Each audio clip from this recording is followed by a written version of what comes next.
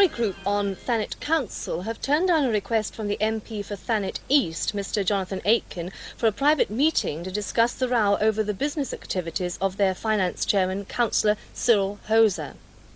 Mr Aitken has called for the resignation of Councillor Hoser because of his involvement in a local land deal. But the Tory group say that if it's necessary to discuss the matter, they'd also want the MP for Thanet West, Mr Billy Rhys-Davies, present, and he's understood to be on holiday in Corfu. Detectives at Brighton today appealed for help in their search for a man who indecently assaulted a girl of 7 yesterday afternoon. They've issued this description of the man. The attack took place in the Molescombe Wild Park at Brighton, and police believe there were several people about at the time who may have seen him. The Vice-Chairman of Dover District Council, Mr Raymond Norley, is facing magistrates in the town today on summonses alleging he failed to declare a financial interest in an issue being debated by councillors.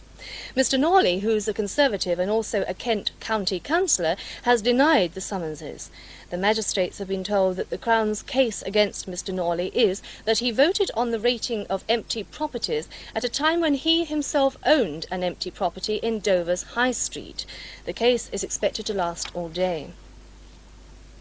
There's been another protest church service outside the Goring and Ferring Free Church at Worthing.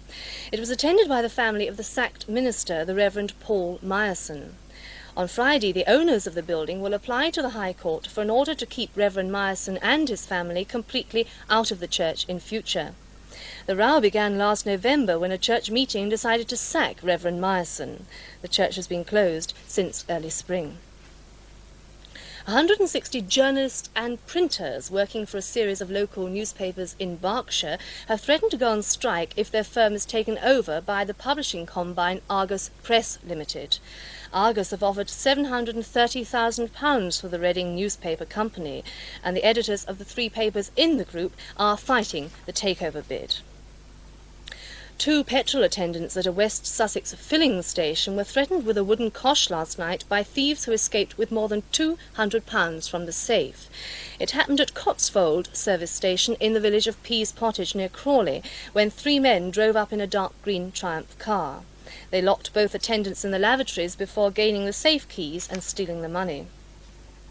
Mr Robert Adley, the MP for Christchurch and Lymington in the New Forest, has formed a study group with local magistrates to look into shoplifting.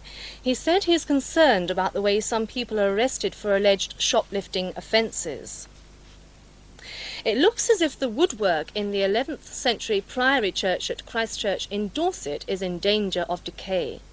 Serious decay has been discovered in the timber ceiling, and there are fears of serious structural problems. A survey by woodwork specialists has been ordered.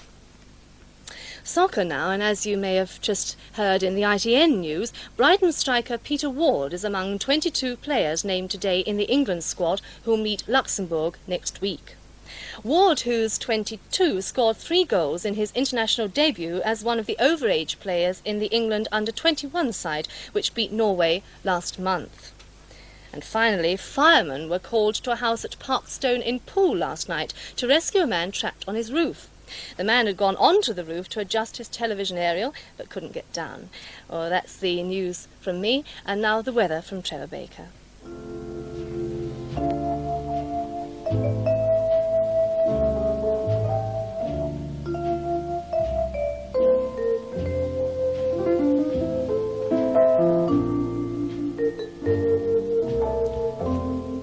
Well, it was a cold night last night with ground frost over much of the area, but things have been warming up this morning, and so far it's been quite a pleasant day. But things are deteriorating a little, and there will be more cloudy weather coming in from the west, and also a little light rain or drizzle during the evening and the night. That's coming from this warm front, which at the moment is giving drizzle only in Cornwall and in parts of southwest Wales and also in Ireland. It seems to be a very weak front, that's why I don't expect much rain from it when it comes through during the evening and night. For a time then we'll be behind it in what's called the warm sector with quite warm, moist air, and eventually this cold front will come in from the northwest, probably moving through the area during the course of tomorrow and giving more rain than the warm front will. But that is, we're not quite sure of the timing because its movement towards us is rather erratic. This afternoon, then, it'll be rather cloudy over the area, some sunshine at times, especially in the east at first, and temperatures up to about 15 degrees centigrade. But later in the afternoon, some rain or drizzle will spread to western counties, and in the evening and night they'll spread across further into the rest of the region. So most places will have a little rain or drizzle during the night. Temperatures, minimum tonight, about 10 degrees centigrade. Winds will be southwesterly, light at first, becoming moderate or fresh. And that's all.